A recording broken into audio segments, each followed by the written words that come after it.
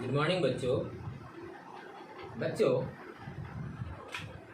हम लोग आज प्रकृति से संबंधित एक जानवर के बारे में पढ़ने जा रहे हैं। जिस जानवर के बारे में हम लोग आज पढ़ेंगे या जिस पक्षी के बारे में हम लोग पढ़ेंगे वह एक चिड़िया की बच्ची है। तो बच्चों, आज हम पढ़ेंगे पाठ संख्या 4 चिड़िया की बच्ची, जिनके लेखक है जनेंद्र कुमार। तो बच्चों, इस पाठ को पढ़ने से पहले मैं लेखक के बारे में कुछ बताना चाहूँगा।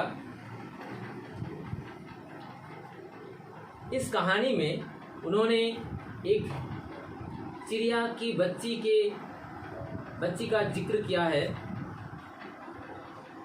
जिसे सेठ तरह तरह की लालच देते हैं अपने पास रखने के लिए, परंतु वे चिड़िया जो है अपनी माँ के पास जाना चाहती है। तो बच्चों, इस पाठ को, इस कहानी को पढ़ने से पहले हम लोग लेखक के बारे में जान लेते हैं कि प्रेमचंदोत्तर कालीन हिंदी कथाकारों में जनेंद्र कुमार का स्थान प्रमुख है। तो बच्चों, प्रेमचंद के नाम तो हमने सुना ही है, मुंशी प्रेमचंद, जिनका वास्तविक नाम था धनपत राय। बाद में उन्होंने उर्दू में लिखना शुरू किया। उर्दू में जब वे लिखना प्रारंभ किया तब वे नवाब राय के नाम से लिखते थे। उसके बाद वे हिंदी में जब लिखना प्रारंभ किया तो वे मुंशी प्रेमचंद जी के नाम से लिखना शुरू किया था। तो कह रहे हैं कि प्रेमचंद से पूर्व, यानी प्रेमचंद के पूर्व जितने सारे कहानीकार थे उनको प्रेमचंद पूर्व कहानीकार कहा जाता है। और जो प्रेमचंद जब लिखा करते थे हिंदी साहित्य जगत में, अपनी कहानी, अपने उपन्यास, यह सारे जो लिखा करते थे, यानी उस वक्त, यानी प्रेमचंद के साथ ही जो दूसरे लेखक जो लिखा करते थे उसे कहा जाता है प्रेमचंद युगीन कहानीकार। और यहाँ जैसे कि कहा गया है कि प्रेमचंदोत्तर कहानीकारों, यानी कहानीकार, यानी प्रेमचंदोत्तर यानी प्रेमचंद के बाद जितने कहानीकार आते हैं उनको प्रेमचंदोत्तर कहानीकार कहा जाता है। यानी प्रेमचंद के बाद आने के कारण उन्हें प्रेमचंदोत्तर कहानीकार के नाम से जाना जाता है। तो कह रहे हैं कि प्रेमचंदोत्तर कहानीकारों में से हिंदी कथाकारों में जनेंद्र कुमार का स्थान प्रमुख है। कह रहे हैं कि प्रेमचंदोत्तर कहानियों में, कहानीकारों में जो एक लेखक हैं जिनका नाम है जनेंद्र कुमार, उनका स्थान प्रमुख माना गया है। आपका जन्म 1905 ईंग में अलीगढ़ के कोरियागंज में एक मध्यवर्गीय परिवार में हुआ था। कह रहे हैं कि यहाँ पर कहा गया कि आपका जन्म। तो बच्चों, यहाँ जो आपका जन्म, यहाँ पर हम कह सकते थे जनेंद्र कुमार का जन्म, लेकिन जनेंद्र कुमार जो थे वह बहुत बड़े कहानीकार थे। और जैसे कि बच्चों हमें पता है कि हम जब किसी से बात करें या करते हैं तो उनको आप संबोधित करके हम लोग बातें करते हैं, ताकि यह एक प्रकार की उच्च स्तरीय दर्जा है जिसमें हम बड़े ही आदर से उनका सम्मान करते हैं। वैसे ही जनेंद्र कुमार का भी यहाँ पर सम्मान से उनका नाम लेते हुए कहते हैं कि आपका जन्म, यानी जनेंद्र कुमार जी का जन्म 1905 ईंग में अलीगढ़ के कोरियागंज में एक मध्यवर्गीय परिवार में उनका जन्म हुआ था। मिडिल क्लास फैमिली में उनका जन्म हुआ था। आपकी प्रारंभिक शिक्षा जैन गुरुकुल ऋषि ब्रह्मचार्याश्रम हस्तिनापुर में हुई। कह रहे हैं कि इनका प्रारंभिक शिक्षा, यानी कि जो प्राथमिक शिक्षा स्तर है वह कहाँ हुआ? कह रहे हैं कि जैन गुरुकुल, यानी जैन धर्म जो है उनके गुरुकुल में ऋषि ब्रह्मचर्याश्रम में, यानी हस्तिनापुर में हुई थी। आपने आगे चलकर स्वतंत्रता के आंदोलन में भाग लिया और जेल यात्रा की। कह रहे कि ये यानी जब इनका जन्म हुआ था या जब ये कहानी लिखते थे तब हमारी भारत अंग्रेजों के शासनकाल में रहता था, यानी हम अंग्रेजों के शासन पर चलते थे। तो कह रहे हैं कि तब स्वतंत्रता आंदोलन में सक्रिय होने के कारण, यानी युक्त होने के कारण, उसमें निहित होने के कारण, सम्मिलित होने के कारण उन्हें जेल की यात्रा भी करनी पड़ी थी। लिखने की प्रेरणा आपको जेल में ही मिली, यानी कि उनको जो कहानी लिखने की जो प्रेरणा उन्हें मिला था वह उन्हें जेल के दौरान ही उन्हें प्राप्त हुआ था, यानी जेल में ही उन्होंने लिखना शुरू किया था। आपकी लेखन कला से महान कथाकार प्रेमचंद काफ़ी प्रभावित हुए, यानी कि इनके जो कहानी लिखने का जो कला थी, जो उनका क्वालिटी था, उस पर प्रेमचंद बहुत ही प्रभावित हुए थे। इम्प्रेस्ड, प्रभावित यानी इम्प्रेस हुए थे उनके लेखन को लेकर, उनके कहानी को लेकर, उनकी कला को लेकर। उन्होंने आपको हिंदी का गोरखी कहा, यानी कि उन्होंने आपको हिंदी का गोरखी कहा है।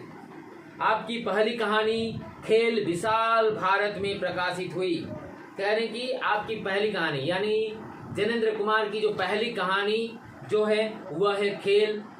बच्चों इसे अंडरलाइन करो कि जैनेंद्र कुमार की सबसे पहली कहानी का नाम क्या है। तो उनकी पहली कहानी का नाम है खेल, जो विशाल भारत में प्रकाशित हुई थी। इससे आपको काफ़ी यश मिला, कह रहे कि यह कहानी के तदुपरांत, यानी इस कहानी के लिखने के बाद उन्हें बहुत सारा यश यानी बहुत सारा सम्मान से उन्हें सम्मानित किया गया।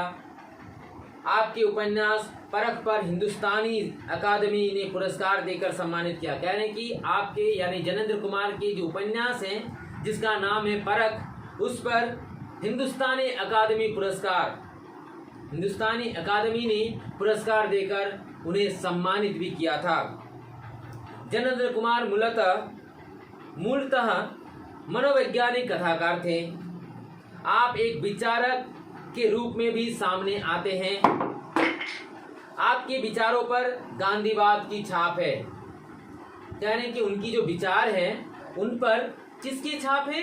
गांधीवाद की छाप, यानी गांधी नीति जो है वह उन पर थोड़ा बहुत हावी होती है, यानी वह दिखाई देता है। कल्याणी, परख, सुनीता, त्यागपत्र, अनाम स्वामी आदि आपके उपन्यास हैं, यानी उनके जो प्रमुख उपन्यास हैं उनका नाम कुछ इस प्रकार है। कल्याणी, परख, जैसे कि बच्चों मैंने बताया था कि परख उपन्यास पर उनको हिंदुस्तानी अकादमी पुरस्कार से नवाजा गया था, वे ही परख है। फिर सुनीता उपन्यास है, फिर त्यागपत्र है, अनाम स्वामी, यह सारे उनके प्रमुख उपन्यासों के नाम हैं। एक रात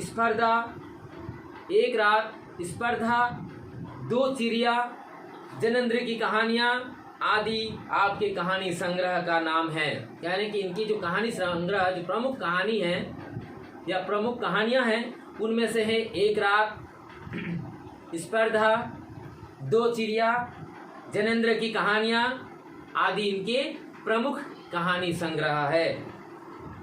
तथा समय और हम, परिप्रेक्ष्य, सोच विचार, जर की बात आदि उनकी प्रमुख निबंध संग्रह है।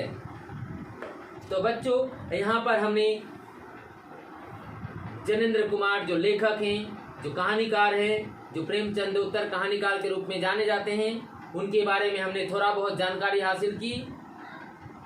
अभी हम लोग पढ़ेंगे इस कहानी में निहित भावों को, इसमें किस पर क्या चर्चा किया गया है, क्या लिखा गया है, उससे हमें क्या सीखने को मिलता है, वह अभी हम पढ़ेंगे।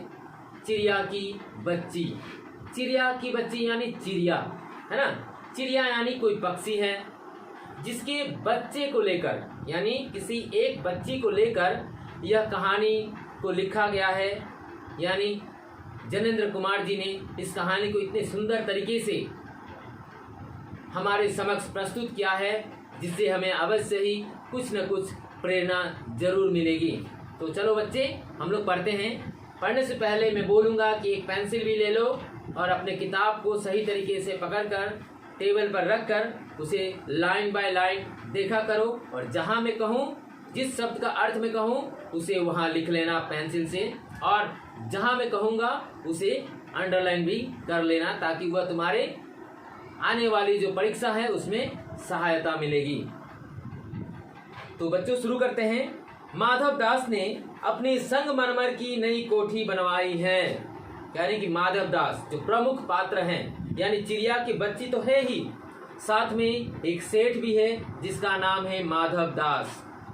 यानी कि माधव दास ने अपनी संगमरमर की एक नई कोठी बनवाई है। तो बच्चों यहाँ जो संगमरमर शब्द आया है, एक्चुअली यह एक प्रकार की पत्थर है ना, एक प्रकार की पत्थर है जिसे संगमरमर कहा जाता है। इसको अर्थ अगर देखा जाए तो संग यानी पत्थर और मरमर यानी मुलायम, यानी मुलायम रूपी पत्थर से वह एक घर बनाया था, एक महल बनवाए थे। उसके सामने बहुत सुहावना बगीचा थी, बगीचा भी लगवाया है। कह रहे कि उसी महल के सामने, यानी संगमरमर के पत्थर से जो बनाया गया महल था या कोठा था, उसके ठीक निकट ही एक बहुत बड़ा, बहुत सुंदर सुहावना बगीचा भी लगवाया गया था। बगीचा यानी गार्डन है ना, फुलवारी, फुलवारी लगवाया गया था। बच्चों समझा करो हर एक शब्द का अर्थ। लगवाया गया था यानी उन्होंने नहीं लगाया था, बल्कि उनके महल पर मौजूद जो कर्मचारी थे उनके द्वारा वह बगीचा लगवाया गया था। उनको कला से बहुत प्रेम है। कला यानी जो प्राकृतिक नज़ारा है, जो संस्कृति है, जो हमारी कल्चर है, उससे बहुत प्रेम था। धन की कमी नहीं है और कोई व्यसन छू नहीं गया है। कह रहे कि धन की कमी, उनके पास किसी प्रकार की धन संपत्ति का कोई कमी नहीं है। उनके पास किसी प्रकार की व्यसन यानी दुख, कष्ट, व्यथा, वे कभी छू कर नहीं गया। यानी उनके जीवन में किसी प्रकार का कोई दुख ना तो कभी आया है और ना ही उन्होंने कभी झेला है। सुंदर अभिरुचि के आदमी हैं, यानी कि सुंदर यानी बहुत ही सुंदर अभिरुचि, यानी उनका जो आग्रह है, उनका जो कामना है, उनका जो रुचि है वह बहुत ही सुंदर है। फूल पौधों, रकाबियों से हजों में लगे फवारों में उछलता हुआ पानी उन्हें बहुत अच्छा लगता है। कह रहे कि उनके बगीचा में जो लगाए गए फूल पौधे जो हैं, जो पेड़ पौधे लगाए गए हैं, फूलों के डालियां लगाए गए हैं, वह उसे देखकर, तथा जैसे कि हम लोग क्या करते हैं, गोलाकार रूप में एक छोटा सा तालाब रखते हैं, उसमें फवारे यानी पानी जो निकलता है, पानी फेंकता हुआ मटर के जरिए जो पानी फेंका जाता है, फवारे उछलते हैं जिसमें पानी उछलते हैं, उसे देखकर वे बहुत अच्छा लगता है उन्हें देखकर। समय भी उनके पास काफ़ी है, यानी उनके पास काफ़ी समय है, यानी इनको निहारने का, इनको देखने का, उनके पास जाकर झूमने का, समय बिताने का उनके पास बहुत सारा समय है। शाम को जब दिन की गर्मी ढल जाती है और आसमान कई रंग का हो जाता है, तब कोठी के बाहर चबूतरे पर तख्त डलवाकर मसनद के सहारे वह गलीचे पर बैठते हैं और प्रकृति की छटा निहारते हैं। कहने कि जब शाम के वक्त गर्मी का शाम को जब दिन की गर्मी ठंडी पड़ जाती है, यानी कुछ कम जाती है, यानी संध्या का समय क्या होता है, गोधूली हो जाती है ना, यानी सूरज डूबने का समय आ जाता है, तब सूरज की जो गर्मी है, जो ताप है, वह धीरे धीरे कमता जाता है।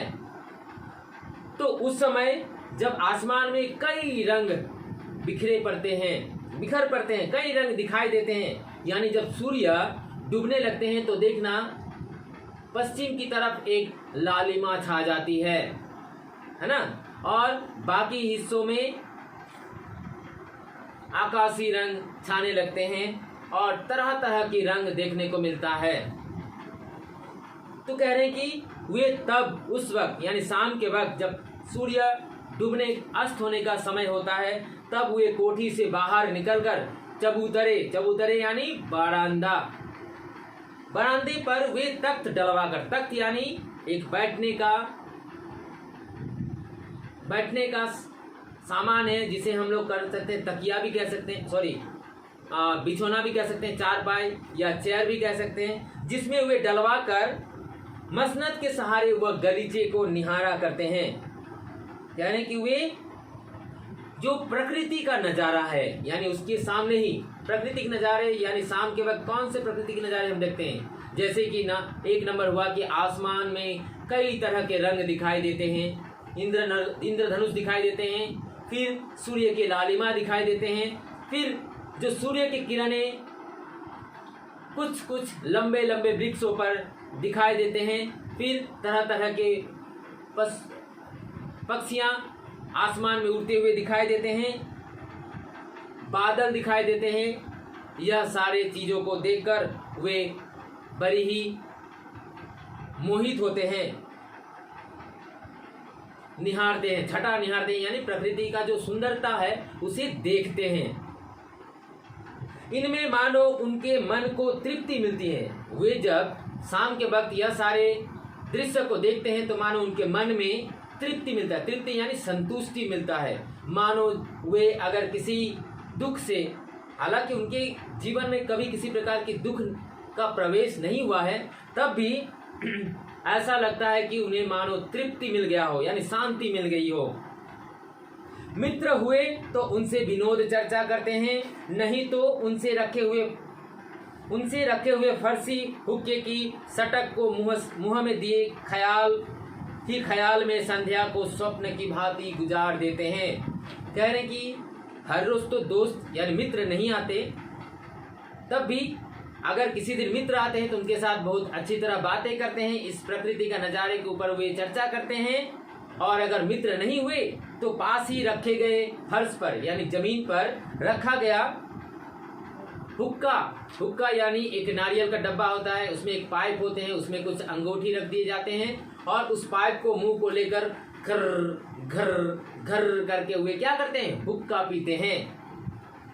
तो वही हुक्का वह पी कर उस संध्या के ख्यालों में वे डूब जाते हैं, एक सपना की भांति वे देखने लगते हैं कि कितनी सुंदर, कितनी मनोहारी, कितना प्रकृति का जो सुंदरता है वह देखकर उन्हें अपने मन को शांति मिलती है। आज कुछ बादल थे, यानी कि आज, यानी ये तो हो गए आज से पहले की बात। अब आज क्या हुआ वे देखते हैं कि आज कुछ बादल थे, यानी आज यानी जब वे शाम के वक्त बैठे थे तब आसमान में कुछ बादल दिखाई दे रहे थे, यानी जगह जगह कुछ बादल के हिस्से दिखाई दे रहे थे। घटा गहरी नहीं थी, यानी कह रहे हैं कि घटा यानी बादल जो है वे ज्यादा नहीं थे, यानी जगह जगह पर थोड़ा बादल दिखाई दे रहे थे।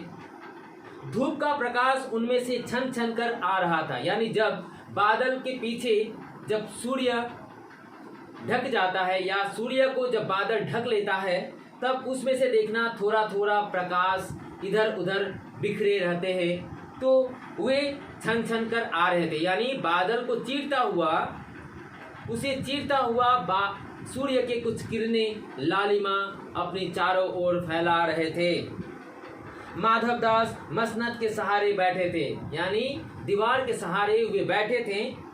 उन्हें जिंदगी में क्या स्वाद नहीं मिला है, पर जी भरकर भी कुछ खाली सा रहता है। कह रहे कि उन्हें अपने जीवन में सभी प्रकार की वस्तु, सभी प्रकार की संतुष्टि, सभी प्रकार की सामान, उनकी आकांक्षा जो है वे सारे परिपूर्ण रूप से मिलता जाता है, लेकिन तब भी उनके जीवन में कुछ खाली सा महसूस होता रहता था, उनके जीवन में कुछ खालीपन सा महसूस होता था। उस दिन संध्या के समय उनके देखते देखते सामने की गुलाब की डाली पर एक चिड़िया आन बैठी। कह रहे कि उसी दिन जिस दिन एक दिन शाम को जब बैठे थे और आसमान में कुछ बादल दिखाई दे रहे थे, उसी दिन संध्या के समय उनके देखते देखते यानी आकाश की लालिमा को देखते देखते, आकाश की सुंदरता को देखते देखते, बगीचा की सुंदरता को देखते देखते अचानक उन्होंने देखा कि उनके सामने एक गुलाब की डाल है जिस पर एक चिड़िया आन बैठी है, यानी चिड़िया आ बैठी है, चिड़िया की बच्ची आ बैठी है। चिड़िया बहुत सुंदर थी। वह चिड़िया दिखने में कैसी थी? बहुत सुंदर थी। उसकी गर्दन लाल थी और गुलाबी होते होते किनारों पर जरा जरा नीली पड़ गई थी। बच्चों, यह सवाल आ सकता है कि चिड़िया के रूप सौंदर्य का वर्णन करो अपने शब्दों में। तो यही हम लिखेंगे कि चिड़िया बहुत ही सुंदर थी, उसकी गर्दन लाल थी, यानी उसका जो गला जो था वह लाल रंग का था। फिर गुलाबी होते होते किनारे पर जरा जरा नीली पड़ गई थी, यानी गुलाबी, यानी उनकी गुलाबी होते होते उनके चारों किनारे पर क्या पड़ गए थे? नीले रंग पड़ गए थे। पंख ऊपर से चमकदार स्याह थे, यानी कि पंख ऊपर से, यानी ऊपर का जो पंख थे वह इतने चमकदार थे कि मानो वे बहुत सुंदर दिखाई दे रहे हैं, यानी स्याह यानी काले रंग का। कह रहे कि पंख ऊपर से चमकदार स्याह थे, यानी पंख का ऊपरी हिस्सा जो था वे काले रंग का बहुत ही चमकदार थे। उसका नन्हा सा सिर तो बहुत प्यारा लगता था और शरीर पर चित्र विचित्र चित्रकारी थी, यानी कि उसका नन्हा सा सिर यानी छोटा सा सिर भी था। उनके सिर जो था, उस पक्षी का जो सिर था वह बहुत ही छोटा था। इससे हमें पता चलता है कि वह चिड़िया की बच्ची अभी बच्ची थी, वे बड़ी नहीं हुई थी, वे किसी चिड़िया की बच्ची है।